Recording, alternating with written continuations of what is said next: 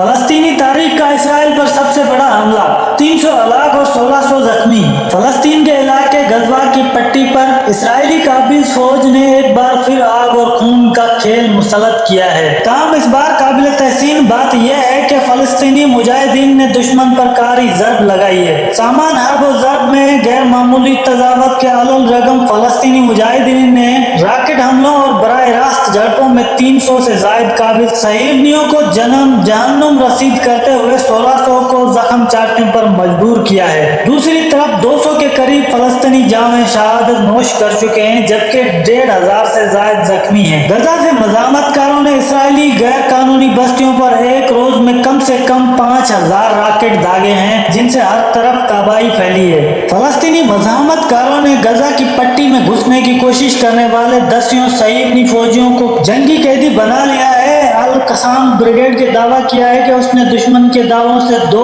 گنا لوگوں کی جنگی قیدی بنایا ہے۔ اسرائیلی حکومت نے اعتراف کیا ہے کہ ہفتے کے روز غزہ کی پٹی سے داغے گئے راکٹ حملوں میں کم سے کم 300 اسرائیلی جہنم واصل ہو چکے ہیں، جبکہ 1500 سے زائد زخمی ہیں۔ ہفتے کی شام دیر گئے صہیونی فوج کے ترجمان نے کرم شلوم میں فلسطینی مزاحمت کاروں کے ساتھ مسلح تصادم کے دوران نہال بریگیڈ کے کمانڈر کے مارے جانے کا اعلان کیا ہے۔ قطر سے عربی میں نشریات پیش کرنے والے الجزیرہ ٹی وی چینل نے غزہ کی پٹی سے نشانہ بنا گئے اسرائیلی مقامات کو ایک نقشے میں دکھایا ہے۔